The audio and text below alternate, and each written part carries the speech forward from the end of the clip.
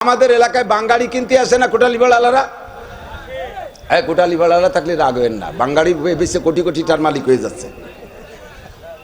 এখন গোপালগঞ্জেরা সব থানাই কেনা বেচা, আরে খালি সারা পৃথিবী বেড়ে কি কোটালিবাড়ালার বাঙালি কেনে নাকি? ওই আর কি নাম আছে আর কি।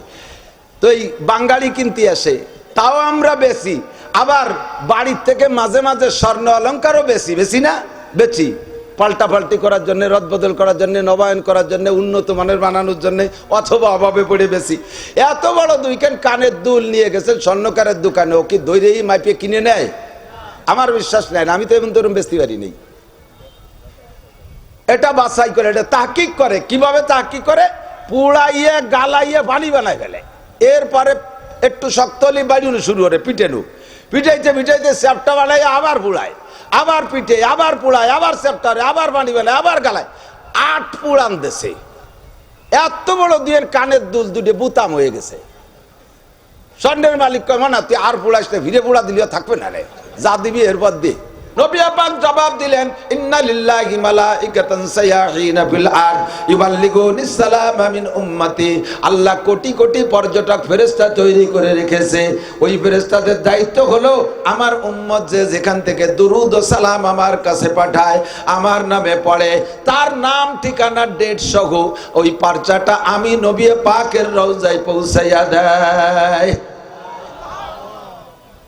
নবী পাক বলেন, দূর থেকে ফেরেশতারা যখন আমার কাছে দুরুদ ও সালাম ঠিকানা সহ পৌঁছিয়া দেয়, আমি সঙ্গে সঙ্গে জবাব পাঠাইয়া দেই, তোমার কান নাই শুনতে পারো না, তোমার কান নাই শুনতে পারো না, তোমার চোখ নাই পারচা দেখতে পারো না, তবে একদিন ফাসাউফা তারা ইদান কাশাফাল গুবার আফারাসুন তাহতা রিজলিকা আম হিমার। একদিন তোমার চোখের সামনে থেকে অন্ধকার কেটে যাবে, তুমি কবরে যাবা, ময়দানে মাহশারে উঠবা, তোমার আমলনামা গলায় ঝুলানো থাকবে।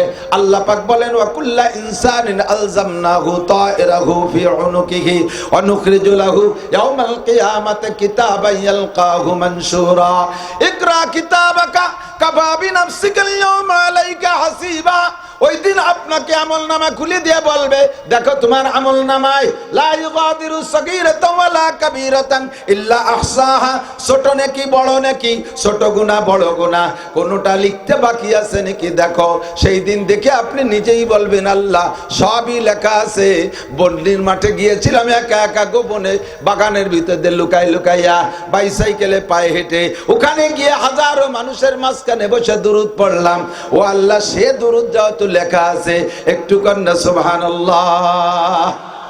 আপনার অন্তরের ভিতরে দরদ যেমন হবে, আপনার আওয়াজটাও তেমন হবে।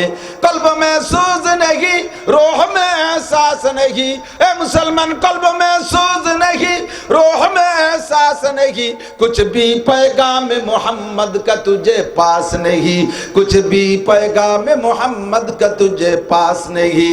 অন্তরে ব্যথা নাই, মনের মধ্যে জ্বালা নাই, মাথার থেকে পায়ের তালু পর্যন্ত নবীর সুন্নাত নাই, ব্যক্তি জীবনে ফরজ ওয়াজিব সুন্নাত নাই, পারিবারিক জীবনে ফরজ ওয়াজিব সুন্নাত নাই, সামাজিক জীবনে নাই, অর্থনৈতিক জীবনে নাই, রাজনৈতিক জীবনে নাই, আল্লাহর কোরআন নাই, নবী পাকের হাদিস নাই, আল্লাহর দেয়া ফরজ নাই, নবী পাকের দেয়া সুন্নাত তোমার কোনো জায়গা নাই, রাজনৈতিক অঙ্গনে নাই, আন্তর্জাতিক ফিল্ডেও তোমার নাই। আবার তুমি দাবি করো তুমি আখেরি নবীর উম্মত, তুমি আল্লাহর বান্দা। ও মুসলমান, অন্যের সমালোচনা করার আগে, আমার দিক, অন্যের সমালোচনা করার আগে আত্মসমালোচনা করো আগে। ইস্তাফতি কলবাক।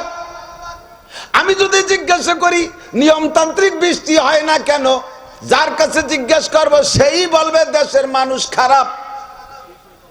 কতক্ষণ না, মানুষ ভালো না হুজুর, মানুষ খারাপ, সব মানুষ খারাপ, উনি সাধ্য হাতে তলিরাটি।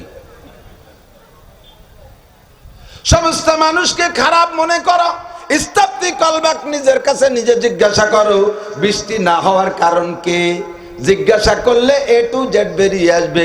বৃষ্টি হয় না আমার কারণে। এই দেওবন্দের যে দেওবন্দের থেকে মাহমুদ হাবিবুল্লাহ মাহমুদ কাসেমি সহ আমার সদস্য হুজুর বাংলাদেশের লাখো ওলামায়ে কেরাম পড়ে আছে। ওই দেওবন্দের প্রতিষ্ঠাতা কাসেম নানুতুবি রহমাতুল্লাহ আলাইহি মুনাজাতের মধ্যে যে শেরগুলো পড়তেন, আমি পড়া আমার এখন মনে হয় যেন উনি যদি ওই বলে তাহলে আমি নাসির মুসলমানই নাই। উনি বলেন, গুনাহে বেআদদ রাবার বসতাম, হাজারা বার তওবা শিকস্তম, ইয়া ইলাহি রহম কুনবার হাল জারি ফকির, ইয়া ইলাহি রহম কুনবার হাল জারি ফকির, নিস্তেজাফাত দো আলম জুস্তু কাসে ইউরা মুজির, নাইজিয়া আজ বাহরে পুরআম ওয়াজ সাইলে হাওলনাক, কাশতিয়াম চু হস্তে আন্দার দস্তে হামসু তু নাসির, জমানদার আজ সাগে নসরানিয়ার, জমানদার আজ সাগে নসরানিয়ার, কে হাস্তু বে গুনাহ মান গুনাহগার। কাসেম নানুতুবি ইংরেজ শাসনের ভিতরে দারুল উলুম দেওবন্দ মাদ্রাসার প্রতিষ্ঠার উদ্দেশ্যে বুক ভরা দরদ নিয়ে একটা ডালিম গাছের নিচে একজন উস্তাদ মোল্লা মাহমুদ দেওবন্দি আর একটা ছাত্র মাহমুদুল হাসান দেওবন্দি, এই দুইজনকে বসাই দিয়া দর শুরু করাই দিয়া চতুর্দিকে হিন্দু আর হিন্দু, সারা দুনিয়া জুড়ে এই এশিয়া মহাদেশ সম্পূর্ণ, এশিয়া মহাদেশ পশ্চিমা কান্ট্রির একেবারে ইংল্যান্ডের শেষ পর্যন্ত গোটা ছিল ইংরেজদের রাজত্বের ভিতরে। এর ভিতরে মুসলমানদের কোনো নাম নেওয়ার উপায় ছিল না। ৮০,০০০-এর উপরে মাদ্রাসা বন্ধ করে দিয়েছিল, লক্ষ লক্ষ উলামায়ে কেরামকে শহীদ করে দিয়েছিল। সে সময় ঢাকা বিশ্ববিদ্যালয় ছিল, ঢাকা বিশ্ববিদ্যালয় ছিল, ঢাকা বিশ্ববিদ্যালয়ের ক্যাম্পাসের ভিতরে কোনো একটা গাছ ছিল না যেই গাছের একটা ডালে একজন আলেমের গলায় ফাঁসি দিয়া ঝুলানো না ছিল। মাসের পর মাস ঝুলন্ত অবস্থায় ওখানে পচে গলে পড়ে শেষ হয়েছে। এমন ভাবে মুসলিম নিধন আর উলামা নিধন চালিয়েছিল ইংরেজরা। সেই ইংরেজদের শাসন আমলে দারুল উলুম দেওবন্দের উৎপত্তি। মাদ্রাসা শুরু ঘর বাড়ি হয় নাই, মাত্র ডালিম গাছের নিচে উস্তাদ আর ছাত্র। রাতের বেলা নানুতুবি ঘুমিয়ে আছে, স্বপ্নে দেখে বিশ্বনবী মুহাম্মদুর রাসূলুল্লাহ সাল্লাল্লাহু আলাইহি ওয়াসাল্লাম এসে জিজ্ঞেস করছে, ইয়া কাসেম মা বালুক, কাসেম তুমি কাঁদছো কেন? কাসেম তুমি কাঁদছো কেন? ও কাসেম চেহারাটা মলিন কেন? কাসেমের কাছে জিজ্ঞেস করছে। কাসেম বলে, ওগো আল্লাহর নবী, আপনার দিন দুনিয়া থেকে মিটে যাওয়ার পথে বেকাসিসউদ্দিন আহমদ হিজুরা ইয়ার নিস, বেকাসিসউদ্দিন আহমদ হিজুরা ইয়ার নিস, হর কাসে বাকারে কুছুদ বাদিন আহমদ কারে নিস। প্রত্যেকটা মানুষ যার যার কাজ নিয়ে ব্যস্ত, আল্লাহর দিনের ব্যস্ততা কাহার মধ্যে নাই। ওই উলামা কি বলা সম্মেলন হবে, ওটা মৌলবীকে মানববন্ধন হবে, ওটা মৌলবীকে মাদ্রাসা করবে, ওটা মৌলবীকে মসজিদ করবে, ওটা মৌলবীকে ইস্তেমা করবে, ওটা মৌলবীকে সরমুনের ময়দান, ওটা মৌলবীকে বন্নির স্কুল মাঠের মাহফিল, ওটা মৌলবীকে। আমরা পাবলিক মুসলমান, আমাদের কোনো কাম নাই। বেকাসিসউদ্দিন আহমদ হিজুরা ইয়ার নিস, হর কাসে বাকারে খুদসুদ বাদিন আহমদ কারে নিস। প্রত্যেকে নিজের কাজ নিয়ে ব্যস্ত, আপনার দিন নিয়ে কেউ ব্যস্ত না। আপনার দিনকে ধ্বংস করার জন্য কাফেররাও আদা জল খেয়ে নামছে। ওগো আল্লাহর নবী, আমি এই হিন্দুদের ভিতরে একটা মাদ্রাসা করব, আমি জায়গা পাচ্ছি না। নবী পাক বলে, কাসেম আসো, জায়গা আমি দেখাই দেই, আমি দলিল করে দেই, জায়গা হবে। ঘুমের মধ্যে স্বপ্নে দেখেন হাতটা দইরা উঠাই নিয়ে গেছে, নিয়ে দারুল উলুম দেওবন্দের ভিতরে বর্তমানে যেটা দারুল হাদিস, ওই জায়গাটাই নবী পাক একটা লাঠি দিয়ে দাগ দিয়ে বলে, কাসেম এই জায়গা মাদ্রাসা করবা। স্বপ্ন তো স্বপ্ন, স্বপ্ন ভেঙে গেছে। ফজর পর্যন্ত অপেক্ষা, কেউ কে না বলে নবী যে জায়গাটা দাগ দিয়ে দেখাই দিলেন। স্বপ্নে তো বাস্তবে থাকে না কিছু। লাখ লাখ টাকা স্বপ্নে দেখি, উঠে দেখি পকেটে যা ছিল তাও চোরে নিয়ে গেছে। এরকম হয় না? স্বপ্নে দেখেন আমেরিকা যাইয়া জো বাইডেনের বিল্ডিং এ স্ত্রী নিয়ে আনন্দ করতেছেন, ঘুমাইতে উঠে দেখেন যে যে জায়গা শোয়া ছিলেন সেই জায়গা খাটের তলে চলে গেছে। তো স্বপ্ন দেখি একরকম হয় আর একরকম। বাস্তব তো খুব একটা দেখি না, তো কেউরে না বলে একা একা বাস্তব দেখতে গেছে। ফজরের নামাজের পরে গিয়ে দেখে যে জায়গায় নবী পাক লাঠি দিয়ে দাগ দিয়ে দেখা দিয়েছে সেই জায়গায় লাঠির দাগও পড়িয়ে আছে। ও মুসলমান, একটু আস্তে কহ সুবহানাল্লাহ। আগামীকাল সকালবেলা কইও সুবহানাল্লাহ। দাগ পড়ে রয়েছে মাটিতে, এই স্বপ্নটা সত্য না মিথ্যা?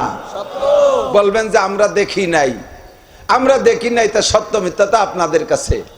আরে যেই মাধ্যমে খবরটা এ পর্যন্ত আসছে, এই মাধ্যমটা বড় শক্তিশালী মাধ্যম, কাজে এ জায়গা আমাদের সন্দেহ করার প্রয়োজনই আসে না। কথা কন না কেন? আল্লাহকে না দেখে বিশ্বাস করি, নবীকে না দেখে বিশ্বাস করি। আরে এগুলো তো বিশ্বাস করতেও দ্বিধাবোধ করি। ওই আমেরিকা আলার সবকিছু বিশ্বাস করি, চাঁদের দেশে যায় বিশ্বাস করি। গেছেন, সাথে গেছেন? ওরা তো ওই যেখানে ঘুরিয়ে ফিরে আইসে, কতিবারে ঘুরিয়ে এসেছি, চাঁদে গেছিলাম। মুসলমান, কাফের, মুশরিক, ইহুদ, নাসারা, হিন্দু, বৌদ্ধ, খ্রিস্টান জীবনও কোনোদিন আল্লাহকে মানে না। এই সমস্ত বেঈমান কাফেরদের কথাকে সত্য বিশ্বাস করো, আর এই উলামায়ে কিরামের কিসসা বিশ্বাস করতে অসুবিধা কোথায়? কাসেম নানু তুমি আল্লাহর ওলি, সন্দেহ আছে? সন্দেহ আছে? এই বিচারা কয় যে মন্দারাত সাগে নজর কে হাস্তু বে গুনাহ মান গুনাহগার। আমি আমাকে দেখে আমি আমার প্রতি লজ্জিত। যে মন্দারাত সাগে নাসরানিয়ার, উনি কয় আমারে দেখে নাসারাদের কুত্তয় লজ্জা পায়, আমাকে দেখে নাসারাদের কুত্তয় লজ্জা পায়। আরে আমিও নাসারার কুত্তর সামনে বড়াই করতে লজ্জা পাই। কে হাস্তু বে গুনাহ মান গুনাহগার, কারণ কুত্তর আমলনামা নাই, ওর আমলনামায় নেকি নাই, গুনাহও নাই, ওর কিয়ামতে হিসাব নিকাশ হবে না। আমি কাসেমের হিসাব নিকাশ হবে। আর অমান কি বলা হয়? যে ব্যক্তিকে অমান হুসিবা ফাকাদ নুকিসা, যাকে হিসাব নেওয়া হবে সেই বিপদে পড়িয়া যাইবে। ওরে দুনিয়ার কুত্ত শিয়াল কুত্তর হিসাব হবে না, আমি মানুষের হিসাব হবে। কাজেই আমাকে দেইখা ওই কুত্তয় লজ্জা পায়, আমি আমার নিজের প্রতি লজ্জিত। আত্মসমালোচনা করলে আর কাহারও দোষ দিয়া লাগে না। মুসলমান ঠগে কেন? আত্মসমালোচনায় যাও। মুসলমানের দোয়া কবুল হয় না কেন? আত্মসমালোচনায় যাও। মুসলমান বিপদে কেন? আত্মসমালোচনায় যাও। ওদের সমালোচনাটা আমার করা লাগবে না, ওরা তো আল্লাহর শত্রু। কথা বলেন। মুসলমানরা আল্লাহর দোস্ত না দুশ্মন? জোরে জোরে ভয় পায় নাকি? গোপালগঞ্জ তাইয়া বাড়ির ঘরের থেকে ভয় পাওয়ার ওই জায়গা ভাটায় দিলি তো ফেলাই দিয়ে বলাই চলিস। মানে মুসলমানরা আল্লাহর দোস্ত না দুশ্মন? আল্লাহ নিজেই বলেন ইয়া আইয়ুহাল্লাযীনা আমানু লা তাত্তাখিযুল ইয়াহুদা ওয়ান নাসারা আউলিয়া। ইয়া আইয়ুহাল্লাযীনা আমানু লা তাত্তাখিযু আদুওয়ি ওয়া আদুওয়াকুম আউলিয়া। তোদের যদি ঈমান থাকে, হে আমার অন্ততকে তোরা টাল বিশ্বাসী পাগলরা, আমার দুশমন আর তোদের দুশমন, এই আমার দুশমন আর তোদের দুশমন, এদের সাথে দোস্ত পাতাবি না, এদের সাথে বন্ধুত্বতা করবি না। জানতে চাইলাম আল্লাহ তোমার দুশমন আর আমাদের দুশমন কারা, চিনে দাও। আল্লাহ কায়া আইয়ুহাল্লাযীনা আমানু দুখুলু ফিস সিলমি কাফা ওয়া লা তাত্তাবিউ খুতুওয়াতিশ শাইতান ইন্নাহু লাকুম আদুউম মুবিন। তোমাদের শত্রু হলো মিস্টার ইবলিস, ও হলো তোমাদের শত্রু।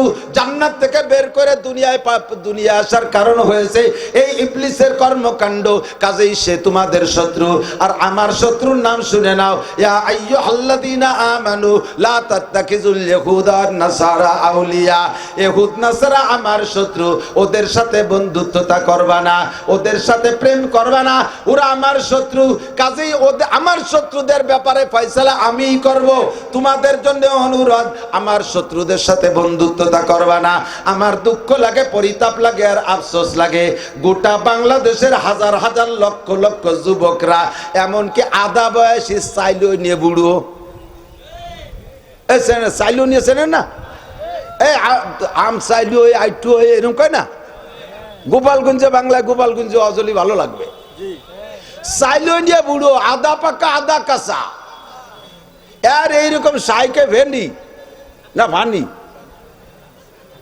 এনরাও দেখি যে চশমা লাগাইয়া বুতুম পেঁচার মতো চশমার উপর দিয়ে এরকম তাকাই রয়েছে হযরত মেসি লানাতুল্লাহি আলাল কাযিবিন, তার খেলা দেখার জন্য বুতুমির মতো সেই রয়েছে। দল করে মেসির, দল করে পশ্চিমা দলের নেইমার। তারা আমাদের কি?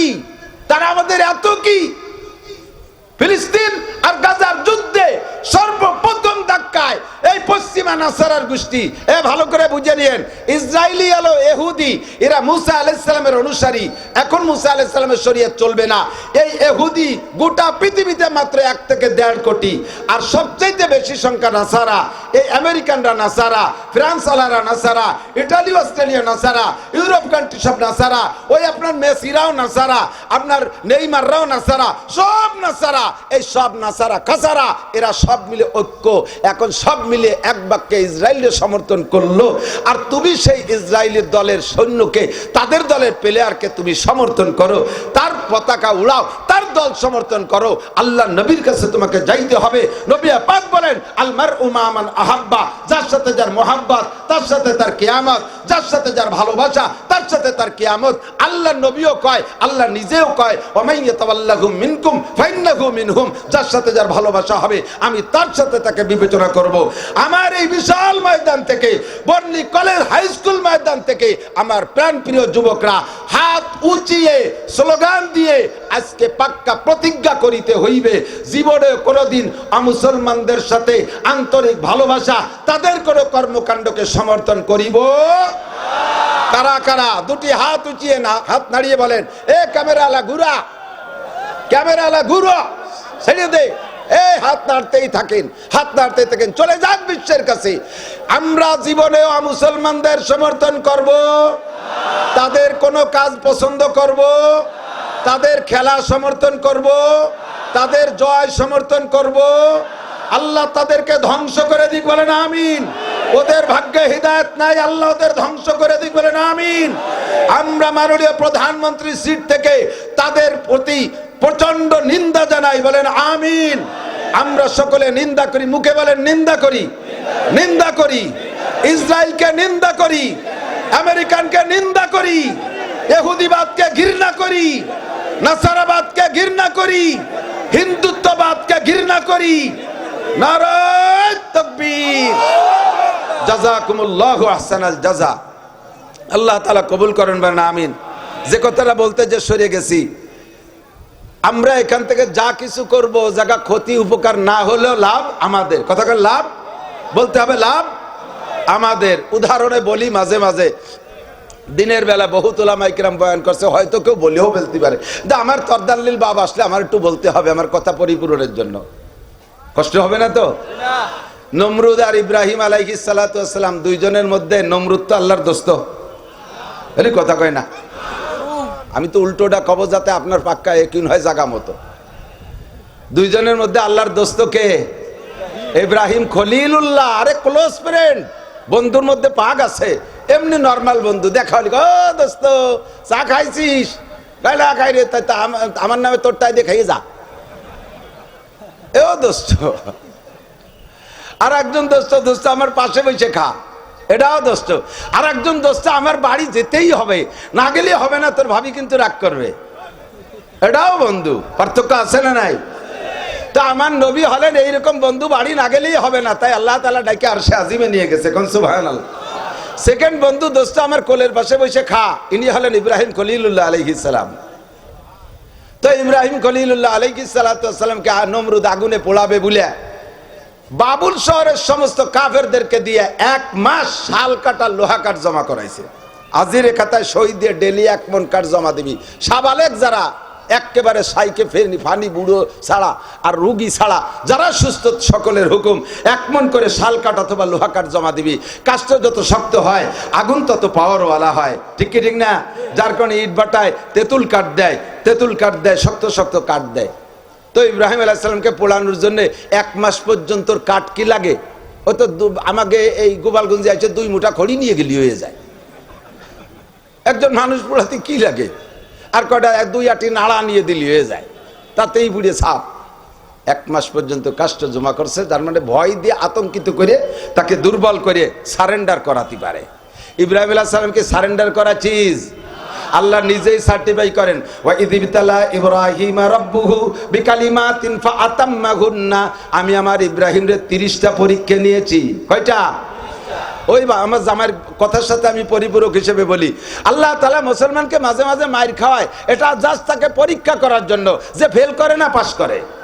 সব জিনিসের পরীক্ষাতে একরকম না, কথা কন না কেন? আমাদের এলাকায় বাঙালি কিনতে আসে না কোটালি বেড়ালারা? কোটালি বেড়ালা থাকলে রাগ হবেন না, বাঙালি বেশি কোটি কোটি টার মালিক হয়ে যাচ্ছে। এখন গোপালগঞ্জেরা সব থানাই কেনা বেচা, খালি সারা পৃথিবী বেড়ে কি কোটালি বেড়ালার বাঙালি কেনে নাকি? ওই আর কি নাম আছে আর কি। তো এই বাঙালি কিনতে আসে, তাও আমরা বেশি। আবার বাড়ির থেকে মাঝে মাঝে স্বর্ণ অলঙ্কারও বেশি না, বেচি পাল্টাপাল্টি করার জন্য, রদবদল করার জন্য, নবায়ন করার জন্য, উন্নত মানের বানানোর জন্য, অথবা অভাবে পড়ে বেশি। এত বড় দুইখান কানের দুল নিয়ে গেছেন স্বর্ণকারের দোকানে, ও কি দৈরেই মাইপে কিনে নেয়? আমার বিশ্বাস নাই, আমি তো এমন ধরুন বেচতে পারি নেই। এটা বাছাই করে, এটা তাহকিক করে। কিভাবে তাহকিক করে? পুড়াইয়ে গালাইয়ে বাড়ি বানাই ফেলে, এরপরে একটু শক্ত হলে বাড়িও শুরু করে পিটেনু, পিটাইতে পিটাইতে চ্যাপটা বানাই, আবার পুড়ায়, আবার পিটে, আবার পুড়ায়, আবার চ্যাপটারে, আবার বাড়ি বানায়, আবার গালায়। 8 পুড়ান দেশে এত বড় দুয়ের কানের দুল দুটে বুতাম হয়ে গেছে। স্বর্ণের মালিক কয় না, তুই আর পুড়াইস না, ভিড়ে পুড়া দিলেও থাকবে না রে, যা দিবি এরপর দে। স্বর্ণ কাগা আর একটা পুরান মোটে বাকি,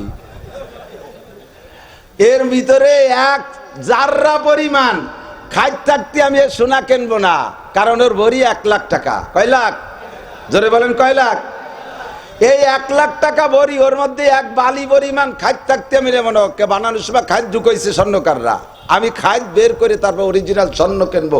1 লক্ষ টাকা ওর ভরি, অত আর হাসিয়ে খেলে কিনা যায় না, ঠিক কিনা? তাহলে স্বর্ণ রে বেচতে গেলে, কিনতে গেলে তারে 8 9 পোড়া 10 পোড়া দিয়া পিটাইয়ে গালাইয়ে শেষ করে দিয়ে লাস্টে যেটুক তাকে তার ভরি 1 লক্ষ টাকা। কথা কন? আর বাঙ্গাড়ি বেচেন, বাঙ্গা টিন, পুরন বাঙ্গা কল, বাঙ্গা সাইকেল, পুরন রিক্সা, এই আবাই দিয়ে জাবাই দিয়ে দেশেন, ও কি ওইভাবে পোড়াইয়ে পিটাইয়ে গালাইয়ে এইভাবে তাহকিক করে কেনে? ও কিনাই একেবারে সহজ, 16 টাকা কেজি। কয় টাকা? 16 টাকা। আমার বাড়ি একবার 400 খান টিন হয়েছে বিক্রি করবো, এই বেড়া দিছিল, তা উডন হয়ে গেছে, বাউন্ডারি ওয়াল দিতে যাই বেচতে গেছি। 400 খান টিন এক খান করে মাপতে তো 3 দিন লাগবে। ও 1 খান মাপে কয় যে কাকা সেই হিসেবে হিসেব করে ফেলেন, 1 খানে হয়েছে মানে 1 কেজি, কয় সেই হিসেবে 400 কেজি ধরিয়ে দেন। কোনো খান তো 1.5 কেজি হতে পারে, কোনো খান আধা কেজি হতে পারে, কারণ 16 টাকা কেজি। অত তাকি করার দরকার নেই। লাস্টে দেখলাম যে কেজি 3 মাটিও চলে গেছে, 16 টাকা কেজি। অবশেষে 3 কয় কাকা এই 3 এমনি নিয়ে গেলাম। এই হলো বাঙালি। কতক্ষণ? খ্রিস্টান, ইহুদ, নাসারা, বুদ্ধ, হিন্দু, মুশরিক, বেঈমান, কাফের সব 16 টাকা দামের বাঙালি, সব 16 টাকা দামের বাঙালি। 16 টাকা দামের কেজি, ওর সাথে 5 কেজি এমনি চলে গেলে হলো সমস্যা নাই, আর ও ফ্রি দিয়ে দিলেও সমস্যা নাই, আর এমনি নিয়ে গেলেও সমস্যা নাই। কথা বলেন ঠিক ঠিক না? মুসলমান স্বর্ণ, এই স্বর্ণকে আল্লাহ তাআলা জান্নাতে দেবে 1 লাখ টাকা ভরি। কাজেই পুড়াইয়া পিটাইয়া মার খাইয়া অভাব দিয়ে বিপদ দিয়ে, ওয়ালা নাবলুয়ান্নাকুম বিশাইইম মিনাল খাউফি ওয়াল জুই ওয়া নাকসিম মিনাল আমওয়াল ওয়াল আনফুসি ওয়াত তামারাত। ছেলে নেবে, মেয়ে নেবে, বউ নেবে, বাচ্চা নেবে, ধন নেবে, সম্পদ নেবে, মার দেবে, রোগ দেবে, ব্যাধি দেবে, বিপদ দেবে, আপদ দেবে, জ্বর দেবে, তুফান দেবে, সিডার, সুনামি, নার্গিস, আইলা, বুলবুল, আমপান, ফানি যত আছে সব দিয়ে ভালো করে তাহকিক করে এর ভিতরে লাস্টে কটটুক থেকে ওইটুক আমি কিনে নেবো 1 লাখ টাকা ভরি।